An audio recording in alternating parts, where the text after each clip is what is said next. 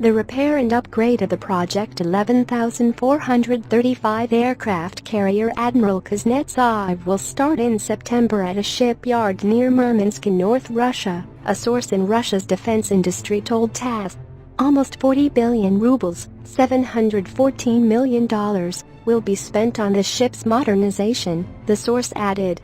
In September, the Zvezdochka shipyard and the Navy will sign a contract for the second stage of the ship's repair and upgrade. The deal price, i.e. almost 40 billion rubles, has been agreed. The work will begin in the same month at the 35th shipyard in Roslyakovo near Murmansk, the source said. According to the source, the aircraft carrier is planned to be fully upgraded in the fourth quarter of 2020.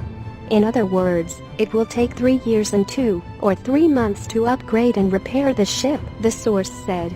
According to the source, the ship's electromechanical equipment, including the main propulsion unit, will be repaired. Its several faulty boilers will be replaced. The flight deck and associated equipment will be modernized as well, the source added. The Project 11435 aircraft carrier Admiral Kuznetsov is designed to gain sea and air supremacy in the fleet's area of operation to ensure its combat sustainability, deliver airstrikes against the enemy's targets and support amphibious landing operations. The aircraft carrier entered service in 1990.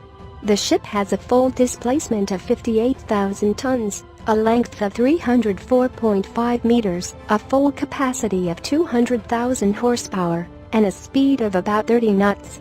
In addition to its air group of 24 or 26 fighter jets and 12 helicopters, the ship Admiral Kuznetsov is armed with anti-ship and air defense missile systems.